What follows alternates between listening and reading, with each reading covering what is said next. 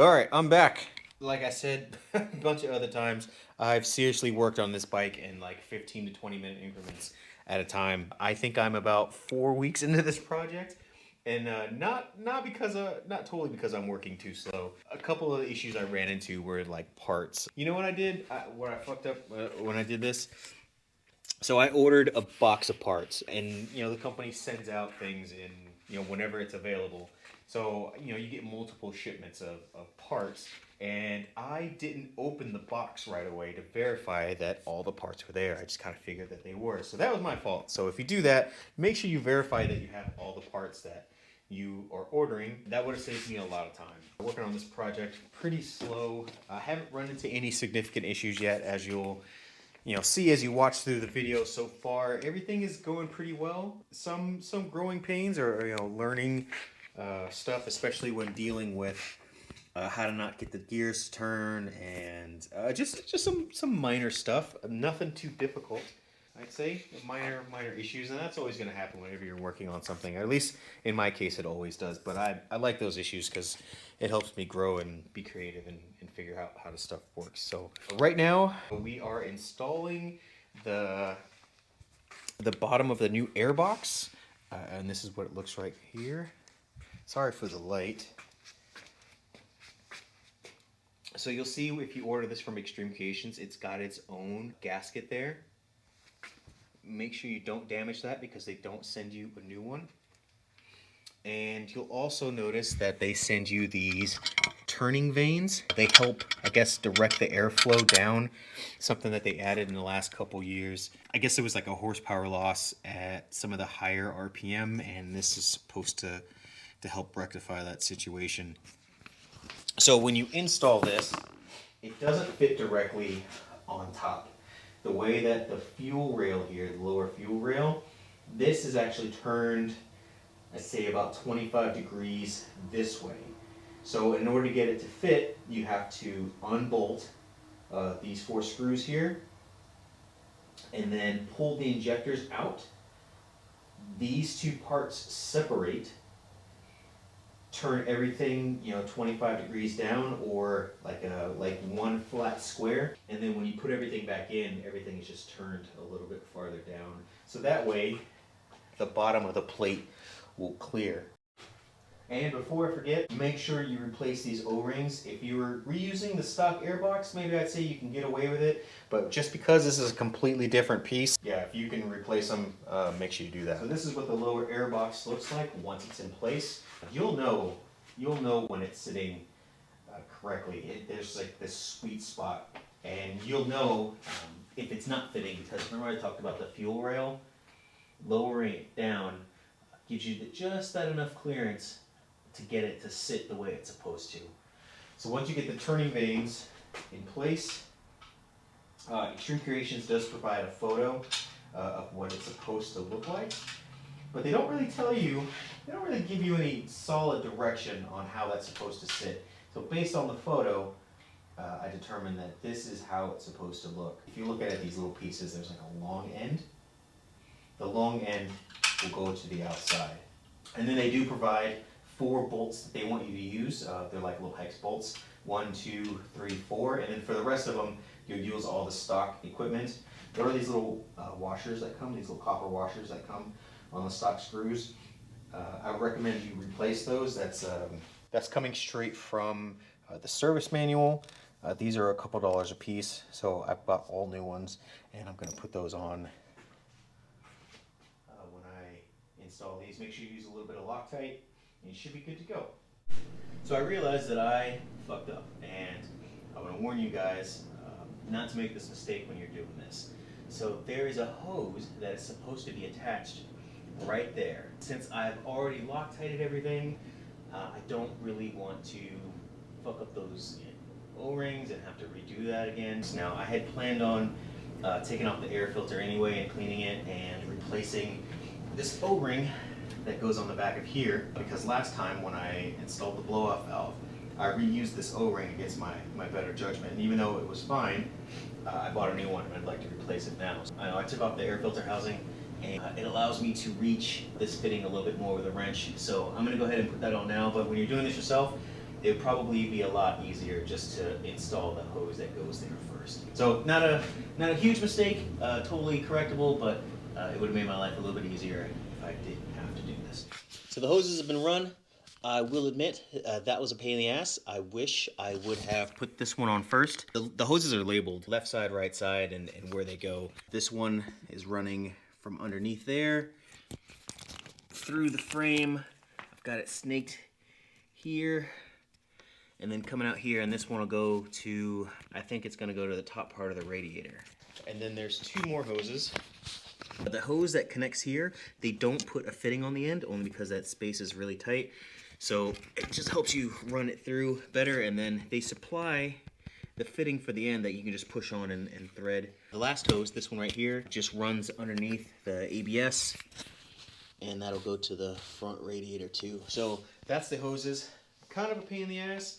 Like I said, I wish I would have put that one on before, but there really was no other way to do the other one. So I think doing this one first, you'll be happier. But that's it. That's all I'm doing for today. Back at it again today. When I left off, I had run the hoses where they need to go, but I don't have anything to attach them to. So I figured the next logical thing would be to get the front radiator mounted and get the pump in place. Once those are seated where they're going to be, then I can attach these hoses and I can tighten them down, and then everything will sit, right where it's supposed to. Got the black powder coated option. I thought that looked a little bit cleaner than the silver version. And it comes with these clamps. Basically what you're going to do, you're going to put the clamps on just like that. And then you're going to remove the top bolt from here. This is going to sit in there just like that. Alright, so this is what the intercooler looks like once it's fitted in place. One thing I figured out quickly is that you can't put both clamps on both sides. You can only do one side at a time. And then once you get the bolt in there, just enough to hold it, it'll be able to support its own weight, so you can do the other side. I'm not going to tighten these all the way down just yet. I'm going to go ahead and get the hoses fitted. And then once I know that everything is sitting exactly the way that it's supposed to be, then I'll go ahead and tighten everything down snug. The next piece in this puzzle is just to get the pump fitted. It sits right down here in this area. I'm gonna have to move some of this stuff out of the way, and if you're doing this on a very stock bike, you might have that big black O2 emissions canister thing right here. You'll have to worry about getting all of that stuff out on your own. I do have another video where I install the block-off plates and the new blow-off valve. If you're doing this, you might as well be doing that too. So go back and check out that video. I'll leave the link somewhere around here. But now I'm just gonna kind of move some of this stuff out of the way, get this fitted into place. There's one bolt and it just bolts right there in the center. And then we can start connecting some hoses. All right, quick update. I got the pump in place. Fits in there nice and neat. I don't feel like it's blocking anything. I've got half of this hose connected here, and then there's a hose on the bottom that runs, well, that will run to the top of the new radiator. So yeah, moving along so far, not too bad. All right, it's time. Finally showed up. I should have recorded it. I can't remember if I was recording or not, but it's called an insulator. It's like this little round, kind of like thick, like washer thing that kind of sits in that hole right there, and then the injectors sit inside of it. We're all ready to go. With that on there, with the fuel rail on there, everything up here has been torqued down. I got my new hose. Everything has been tightened and torqued, and I'm feeling really confident the thing is ready to go on. So, okay, update. The airbox cover is on. Is here, the fuel rails installed. Most of the wiring and hoses are installed. I had a little bit of trouble getting the back piece of the air filter housing on. There's a lot of stuff kind of compressed in there, as you can see, and the other end of this orange clip on the other side was pressing into the housing and just preventing it from sitting where it was at. So I had to I had to move some things around, but it works. I got the front part on. I'm about to put these bolts in and put the cover on, and then put the intake back on. And then from that point, I think we might be ready to start putting coolant in. So the air intake is now on. Everything is torqued down the way it's supposed to be.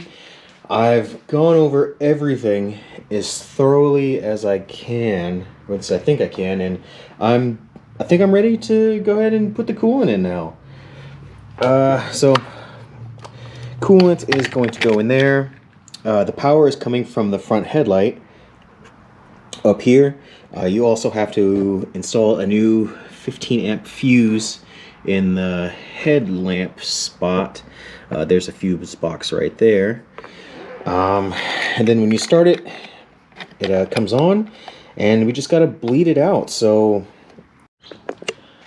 okay, the coolant system has been flushed. It was a little tricky once you start filling it, and I noticed that I'm trying to, the power is coming from the headlight, and in order to get the headlight to come on, you have to turn the engine over, but for some reason it wasn't working, so I realized that I didn't have whatever this piece is right here plugged in, and that was preventing it from turning over. But once I did, as you can see right now, turn the key on, give it a quick turnover, the pump has power, and ta-da, the pump goes. So as it's going, you just refill it as necessary. You'll see air bubbles come up whenever they get through the system. At one point it did stop, and I'm like, that can't be it. Like there's got to be an air bubble in there, because you're supposed to be able to see the fluid being agitated inside the reservoir. So what I did is I loosened that piece right there. It was like, kind of like, I really wanted to do the other side, but this one was a little bit more easily accessible. So what I did is I just broke it loose a little bit, turned the pump on, and as it started to dribble out, then turned it off, tightened it back up, and I guess that kind of released whatever air blockage it had, maybe somewhere in here. And now we're good to go. So that's it. That's it. Everything is installed. I'm shocked. So the next step in this whole process is just to double check everything. I know I've got to reconnect this hose here, but I'm going to go back over everything once more just to double check and triple check, and then put the battery back together, put everything's connected to it, put the tank back on, fairings back on, and then we're ready for a startup. I'm ready to see what this thing can do. Okay, so I wanted to fill you guys in on something that I did. I decided I wanted to check for air leaks, right? While I'm checking for coolant leaks, I'm also checking for air leaks, in particular coming from the hose. So what I did is I took a squirt bottle full of just soapy water, and as the bike was running, just sprayed it around anywhere that I thought air might be coming from, and sure enough, right in this little back corner right there, there were some air bubbles. So I had to kind of reposition this clamp. It's not as straight as I wanted it originally. I tried to make it as even as possible, but for some reason that position right there is where it stopped. So I'm gonna leave it right there, and hopefully I don't have to move it anymore. But otherwise everything else is good. Everything is great. No weird knocks or noises or pings or nothing like that. So I'm gonna go ahead and get the tank fully seated, and I think that should be it. That'll be it. The rest is just putting the fairings back on. So thank you so much for watching. I know this video is long and drawn out, and there's a lot of stops and starts, but if you have any questions, hit me up, and if I don't know, I'd probably hook you up with somebody who does. So thanks a lot, and good luck. Be safe out there.